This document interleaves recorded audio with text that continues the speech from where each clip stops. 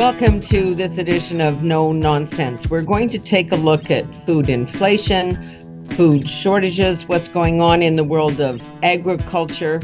You read some amazing things. 350 million people in some 80 countries are facing food shortages.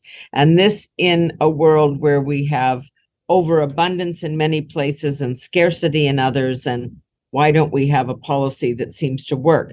So in a moment, we're going to take a look at why food inflation continues to remain so high. We're going to talk with Sylvain Charlebois. He's been a guest with us before, professor, researcher at the Agri-Food Analytics Lab at Dalhousie University. But first, we go to our real live farmer. Cherilyn Jolly-Nagel farms in Mossbank with her husband. She grows wheat and chickpeas and canola and lentils. She's part of the Global Farmer Network, where she serves as an international director. And she's just come back from a trip to Brussels, Belgium, where they're talking about biotech stuff. So I want to get into all of that, but there was a thing that you said in your you wrote an editorial in the paper, and you said, in the life of a farmer, you get to be part of about 40 crops, not counting when you're a kid growing up on the farm, and you're almost halfway through that at this point, although you look like you're 12. What do you conclude about that? Is there time for us to fix this? Do you think both consumers and the government is really getting where we're at? That for me is called perspective. So if I have 40 years, that's 40 crops. And I came to that conclusion because I had just come back from Argentina with a meeting of the Global Farmer Network, where many of my global farming colleagues have opportunities to grow crops 2, 3, potentially 4 times in one crop year. When you're a Canadian farmer, you get one chance. You get one chance every year. We plant those seeds once in April, May. You get one kick at the can at harvest time in August, September, October. So if I have 40 crops potentially in my career as a farmer, and then it stopped me in my tracks because I realized, jeepers, I've had 23 of those crops already. The point was, when it comes to new varieties of seeds that farmers grow, in traditional plant breeding, it can take 10 years to get a new variety. So that means every 10 years, I would have to wait for a new variety to come to market that would have some traits that I'm looking for, like drought resistance. Why I am such a big fan of seed innovation and techniques like gene editing is it speeds up that process. And as farmers, communicate with the science community, we can share with them what we're looking for in those seeds. And then the science community can get hard at work to deliver new varieties. So no, we don't have time. And I wasn't born with a patient gene for sure. So I'm looking for new varieties as a farmer that can come to me much quicker than that. You were talking about the fact that in your part of the province, you've had 7 years of abnormal dryness, of drought, and it is cyclical in our province for sure, and I think everywhere. People are a bit puzzled because they see the mounds of snow still falling in April, but that is the reality. It means you, as you've just said, you need different kind of products. So you were just at this meeting in Belgium where you were talking about NGTs, and this is versus GMOs. So give us the Coles notes here. Sure. Plant breeders have a lot of different ways that they can develop new seed varieties.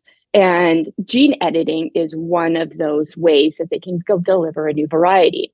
A GMO is a seed as an organism where they've taken foreign DNA. So they've taken DNA from another species and altered the original species.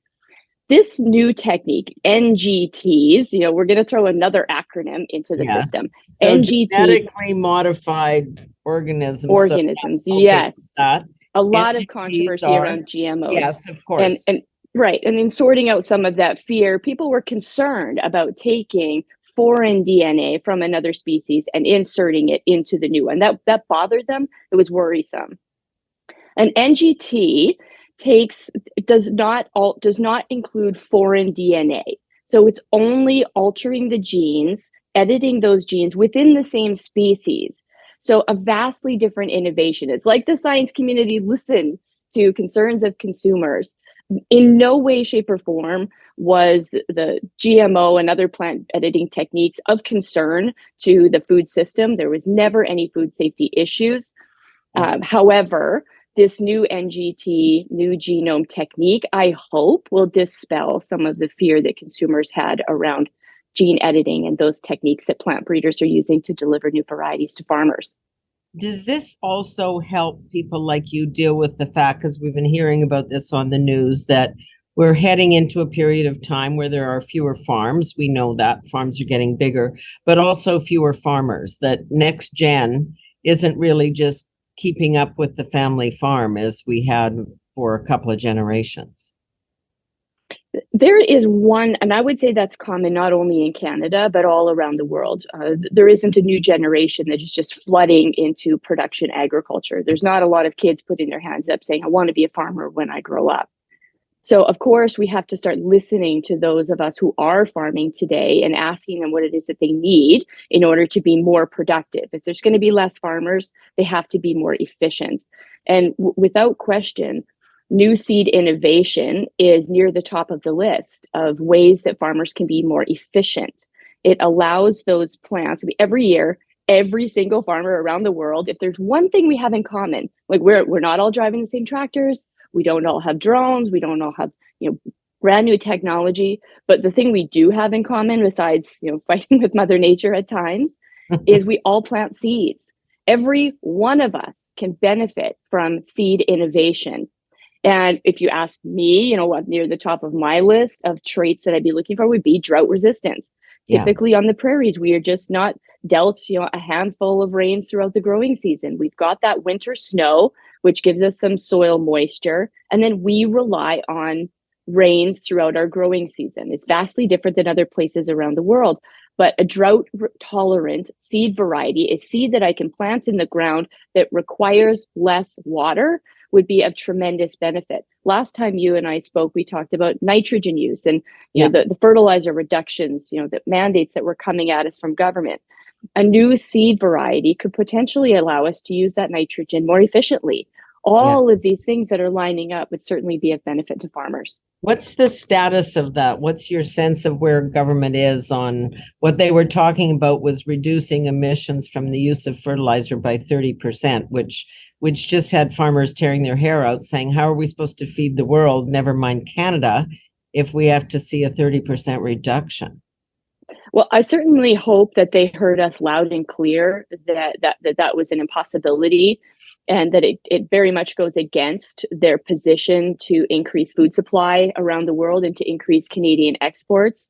Without a doubt, Canada has an opportunity to contribute, and agriculture is an opportunity to contribute in Canada in economics. That we have the answers if they would develop a regulatory system that will allow us to do that. As it relates to gene editing, every country around the world has to take a look at their own regulatory system. We're pretty close here in Canada. I know the article I wrote was really encouraging the European Union to get on board with this, and that's because I'm quite confident that Canada will make the right decision, as we did with GMOs. Canada has two regulatory bodies, Health Canada, which will regulate the food side of it, and they published their guidelines in March of 2021, and we got the check mark for NGTs in terms of Health Canada's concerns. They're ready to go. We're still waiting for CFIA, which is the Canadian Food Inspection Agency, and they will regulate the cultivation side of this conversation. So those seeds being cultivated through agriculture, it's required that CFIA will regulate those, and I am convinced and hopeful that they will also give us that check mark. It's just a matter of being a bit more patient before they come out with all of that. We certainly have, around the world, Canada is looked at as a leader in our regulatory system, given that it is science-based. So you've got that optimism there, but I'm looking at a story sitting in front of me here from the wheat growers, which is also what you are, and part of an organization of advocacy run by farmers, saying that Agriculture Canada has kind of been captured by the climate agenda, and that where they were focused, particularly in terms of agriculture, on mitigating and adapting to climate change, they're now seeming to switch their focus, which is where the emissions on fertilizer came from, and even the resistance we're seeing to this piece of legislation that did pass the House of Commons, which would give farmers a bit of a break on the carbon tax. And now we're seeing some resistance from that on the part of government as well. So you've got optimism on one side, but what do you make of the other? We have our work cut out for us in terms of building a better relationship between farmers and the government. At the moment, I would suggest that the government just doesn't have full confidence in farmers and in the agriculture industry to do what we've always done, which is continue to provide Canadians and the world with safe, healthy, nutritious food. And we need to do a better job of telling the government our story of all of the innovations and adaptations that we've had over the past couple of years. They are way, way behind in their perceptions of what a Canadian farmer is doing and will be doing in the future. It was a bit condescending when they started to have conversations about what farmers should do to be better. I mean, really and truly, you do not understand the industry as well as Canadian farmers do. So take a minute, take a breath, sit down and listen to what we have been doing. We appreciate that we have not done a great job of telling Canadians and telling our government officials and our regulatory body of all the incredible innovations that we've adapted and what that's meant for environmental sustainability. And I'm hopeful that once we do that, it will shed some light on the regulations that will come forward. But again, that's perhaps being a bit optimistic. Yeah, I mean, there just aren't too many, and there used to be more in earlier times of farmers sitting around the cabinet table. And you do get the sense sometimes when you have discussions with them about the carbon tax, and you're trying to explain to them what the cost of grain drying is, or heating a barn to keep some animals, and there just doesn't seem to be a connection with what's gone on in farms in the last 20 or 30 years. There's definitely a disconnect. I would argue that many in our government today are still viewing farmers, that old MacDonald childhood book that they grew up reading. Yeah, people straw in their teeth and driving. Yeah. Farmers, especially in Canada, are some of the most scientifically advanced, engineers of growing food that there are around the world. And I hope we can do a better job of sharing that. Are you concerned we're still seeing the food inflation? We're going to talk to Sylvain about that in just a minute, but food inflation remains stubbornly high, even though the other numbers seem to be coming down a little bit. Is there something, I mean, obviously transport costs are high and the price of fuel and the carbon tax feeds into that. Are there other things? Well, everything is going up at the moment. All of the resources that we use to grow these incredible crops is going up. The cost of fertilizer, as you mentioned, the cost of energy, the cost of our transportation and all of our logistics, it's all going up. I would say this is maybe more of a shock to Canadians than others around the world. We just have had a low cost food policy in place for many, many years. And so the idea that we have to spend more of our dollars on food is a bit shocking for us because it's always been here in abundance. So it is going to hurt Canadians. We just are not used to that kind of food price and inflation, nor are we used to any sort of shortages. We have very much lived a life of privilege as it relates to food supply, food variety. Gosh, you can go into any grocery store on a typical day and it will just blow you over how many varieties of each different food is available. So we may experience some of those hardships, and I don't see that they're going to go down anytime soon. But I do believe that agriculture has the solutions to that. I'm just not sure that we're always going to be allowed to explore them. As always, Cherilyn, right to the point. Thank you so much for your time.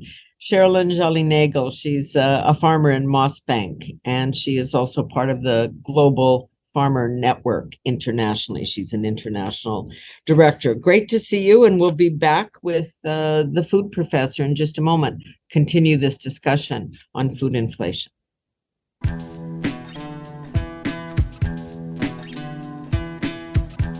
Well, as promised, here is the food professor. That's what he calls his own podcast, but he so graciously always participates in ours. Sylvain Charlebois, professor, researcher in food policy, and director of the Agri-Food Analytics Lab at Dalhousie University.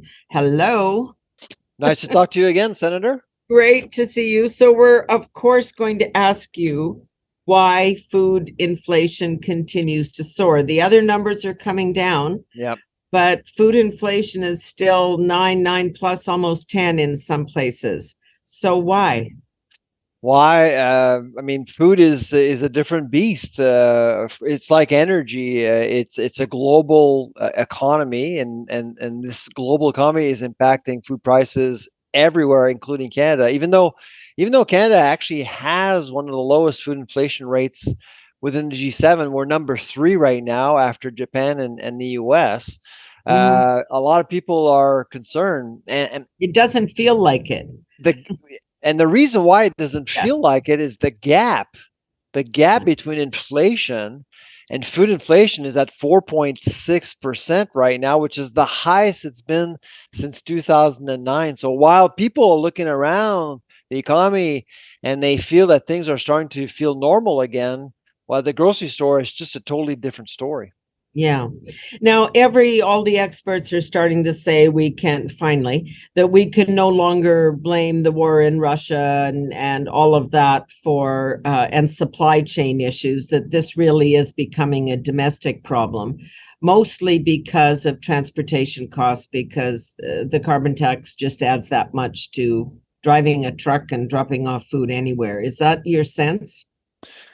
It's a strong hypothesis, and I actually did say that when I was testifying in December before the parliamentary committee in Ottawa when they were looking into food inflation. I was actually part of the first panel they had in December, so they were just starting their work on this issue. But I did say that really we're flying in the dark in Canada. We have no idea. We have no idea how the carbon tax is impacting Canada's food affordability situation.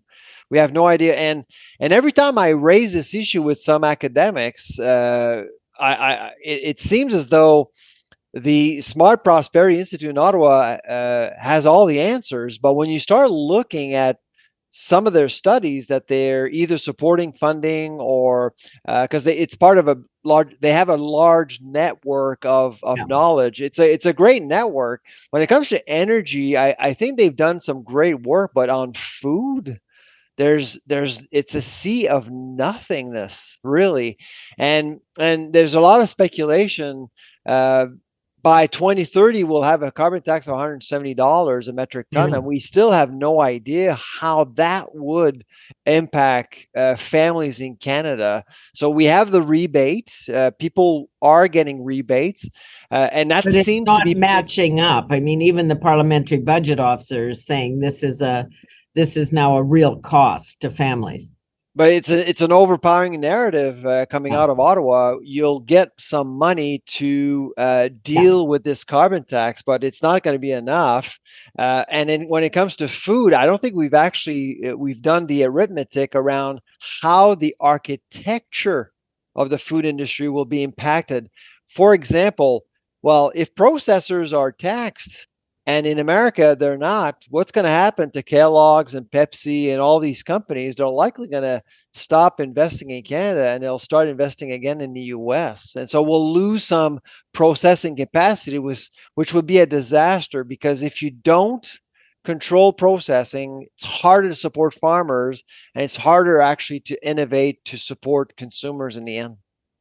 Well, and it also means everything's coming across the border yet again, and then you're vulnerable towards the currency and everything else that comes with it. Absolutely, embargoes and it's a concern. It's been a concern of mine. That's why I'm so very supportive of Bill C-234, which is under review by Senate, as you know. I'm hoping that it will come through because farmers need it. But as far as I'm concerned, I'm not against the carbon tax. I think we need to do something about climate change, but I've always believed that with the food industry, we need to be extremely cautious about how we deal with climate change, because already climate change is costing the food industry every single day, and it's Right. costing consumers every single day. Well, this is something I was just talking about with Cherilyn, because the Wheat Growers Association, also a group of farmers like the ones that she belongs to, have basically said now that Agriculture Canada has sort of become captive of the environmental language that we hear from all levels of government, and that we're no longer talking about mitigating and adapting to climate change. We're talking about, imposing all these rules. So you get 234, which was passed by the House of Commons, but now we're getting suggestions that maybe the government doesn't want this to pass. We haven't got a final outcome. Well, the minister, sorry to interrupt you, Senator, but the Minister of Agriculture herself voted against the bill. Exactly. So that's a strong signal. This is, this, and for those that don't know, this is a bill that would give farmers a break on some of the carbon tax on issues where they have no choice, like grain drying or heating barns, heating barns, like that. which are essential things you need to do as a farmer. I mean, in these Canada. are basic inputs there. So if that's and still no answer on whether or not they intend to pursue a 1/3 reduction of emissions from the use of fertilizer, which would dramatically affect the output of farmers. Yeah, you have. So with Cherilyn, you spoke about urban politics, which are overwhelming right now in Ottawa. It's dominating the agenda. So urban politics are, but from an academic perspective, what I see from my standpoint are intellectual mobs, essentially, and they have all the attention of Ottawa right now, and they are being weaponized to support an agenda which is used by the regime that we have in Canada right now, and that's really a dangerous thing. So on the one side, you have urban politics looking at agriculture from a very different perspective, and that perspective is often unpractical, and they're supporting that narrative with a group of intellectuals that do believe they know best. And that's not science. Science is about debate. Science is about exchange. It's about sharing. It's not about dominating a narrative. And that's what I'm seeing right now in Ottawa, which is really, really concerning. Yeah, I think it's troubling for all of us that have an understanding of what the role of the agricultural economy is. I mean, it's huge in this country. I think it's, what did I read? 1 out of 9 jobs, and it's about 6% of our GDP. Like, this is not something to be sneezed at here. This is crucial. There's no reason in the world why we shouldn't be a global food superpower. But we keep standing in our own way. Absolutely, and right now we are dealing with a government that really is not even trying to understand agriculture. We're doing very well in agriculture despite the current regime. That's the miracle that we're actually looking at right now. It's incredible the things that farmers are doing right now. Look at Saskatchewan, where you live. I mean, some of the things that are going on there. I was actually meeting for coffee yesterday, Murad Al-Kahib, which I'm sure you know. The king of lentils. I call him the Wayne Gretzky of pulses, because he saw something that nobody else saw years ago. He's just an incredible entrepreneur. And some of the things that he's doing, his company's doing, other things that are going on in the prairies and NBC, and it's just incredible. And we're not trying to capitalize on our momentum with good, sound, logical policy right now. See, I don't understand, I guess, why they don't understand. I mean, I know there are not a lot of farmers sitting around the cabinet table. That used to be the case, that people got elected from that walk of life. Very, very few there now. But if you are focused on being an international player, and if we're not going to contribute on the energy front because we've decided not to build pipelines or ship LNG, and if you're not going to help your allies that way, then the least we can do is continue to feed the world. And I know that takes energy, but honestly, this is our role. Absolutely. But when you don't understand agri-food or agricultural sector, you will always believe that farmers out there will only feed Canadians, when in actuality we export for well over $85 billion worth of commodities every year. Canada feeds the world, and our wealth is based on how much we can feed the world. It's an open economy that we have. But urban politics will lead you to believe that it's about local, it's about food autonomy, it's about food sovereignty in a closed market, and that is a path towards disaster, because we all know that as soon as you close borders and you focus more on local production, and there's nothing wrong with that, we need some local production, of course, it will actually compromise our food affordability situation for sure. I don't see a lot of greenhouses in downtown Toronto or there's a couple, to feed a couple of buildings, Yeah, to feed a couple of buildings. Exactly right. But the thing about, so when COVID hit and people were wondering, my goodness, why is Ukraine a factor when it comes to me buying bread at the grocery store? Well, it's a global market. A bushel of wheat went to $13 US. Of course, you're going to pay more, but people don't necessarily understand how all of these things are interconnected. And so my job is to educate people, and through your podcast, of course, that's exactly what you're doing as well.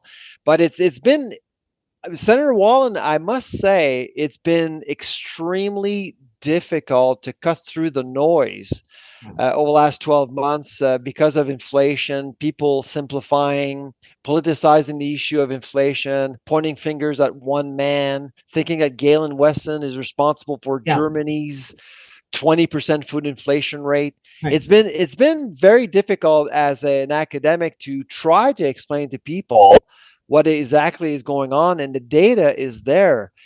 And frankly, I think, Senator Wallen, there's not a whole lot of appetite to understand data, and that's kind of what I'm seeing in Ottawa right now. Yeah, and because everything is politics now. I mean, that's the trouble. You just see it through that lens, as opposed to understanding how the pieces must fit together, whether we want to or not.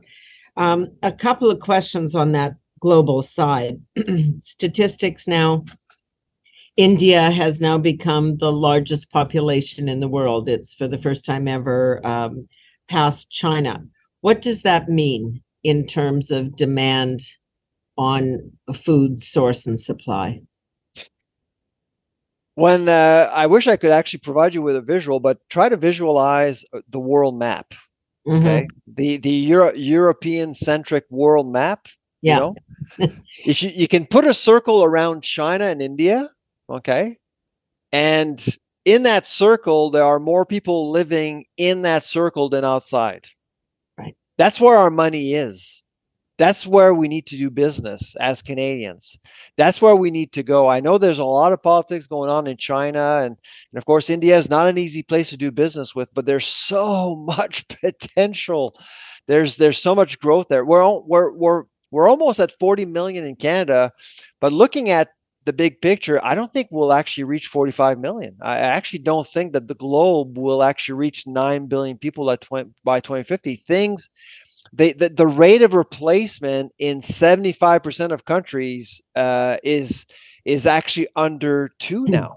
And so, which means that we are likely going to see the world population peak, and immigration is going to be more challenging for Canada over time. We're not going to I don't think, 2022. So we need to focus on feeding the world, because the world needs Canada, starting with China and India, for Well, I sure. remember listening to a British cabinet minister, this has got to be 10 or 15 years ago, talking about these very issues. If you want to manage the migration, the flows that we're seeing around the country, and they're huge, we've got to help solve some of the problems where people live, so that they are not migrating in great numbers and uncontrollable numbers over borders when we're not ready. And one of the keys to that is food. Yeah, People aren't absolutely. hungry, they may not move. Exactly. And so that's the key here. And and when I look at some of the debates around gene editing, GMOs, again, we're urbanizing these discussions, and it's not helping at all. Although I must say, I think, and I'm actually meeting with Crop Life in a couple of weeks from now in Ottawa. And my message to the group is going to be simply this: we need to be way more transparent. We need to establish a social contract between the industry and consumers. We're 30 years behind. We need to be transparent instead of actually fearing fear.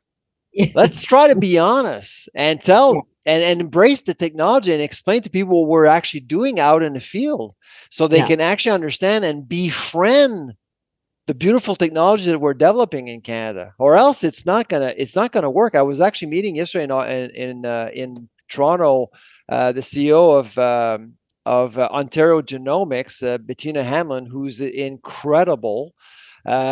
She gets it. She gets it. We need to be more transparent. We need to be more forthcoming about some of these new technology. And it's not over. We're going to have cultured meat one day. We're going to see.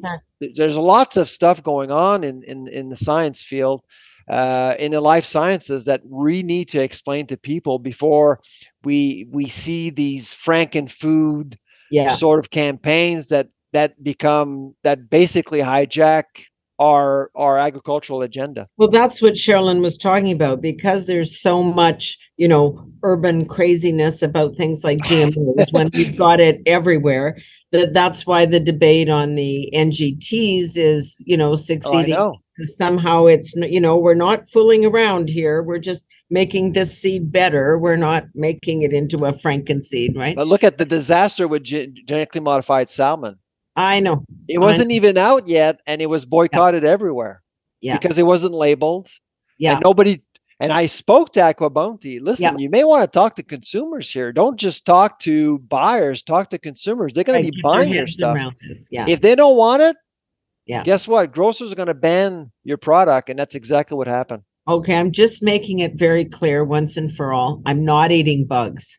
Okay. I'm going to eat meat for the rest of my life, because I think that's a good thing, and people hunt, and we need to go through that process. I hate to disappoint you, Senator Wallen, but there is a study I read recently, because I'm the editor of Trends in Food Science and Technology. There is this hypothesis out there that a average human will eat 8 insects by accident a year. I know that. Sorry. I know, where I live in Saskatchewan, the mosquitoes are this big, they do fly into your mouth. There's no question. Sorry, yes. But I'm not going to choose it. Okay. It's an accident. Intentionally. Yeah, unintentionally. Yeah. A final question on the Netherlands, when we're kind of looking around. Lots of activity there. I mean, that's an amazing place in terms of food production. It's, I don't know, not even the size of New Brunswick or Nova Scotia, and a huge food. The country exports more fruits and vegetables than the United States. Yeah, no, it's mind-blowing. Isn't that incredible? But their farmers are mad over the nitrogen emissions and over the potential reductions in fertilizer use. Because they're actually facing an actual ban. An actual ban. Again, is this like, where is this coming from? Is this just, can you just describe it as the urban problem, or is this the climate agenda that seems to have blinded everybody to reality? We do have an advantage in Canada, is that we're not part of the EU. Right. I lived in in Europe for a couple of years with my family, and if there is one thing I learned about EU politics, it's a complicated place. Yeah. The EU is in Canada, we have the U.S., and then of course we try to set other agreements with other factions, and we have CETA. We have provinces and territories. Yeah. it's Canada is complicated because of interprovincial barriers. I get Yeah. that, but Europe, oh Yeah. my goodness, it's super. So there are a couple of layers that are making the Netherlands situation much more complicated than it seems, politically, economically. So there's a lot to unpack there. But at the end of the day, I actually don't think that farmers are being listened to, and No. they're not, and I don't think they're well organized either, and they weren't ready for a fight like that. And that's why I see a lot of desperation right now. Yeah.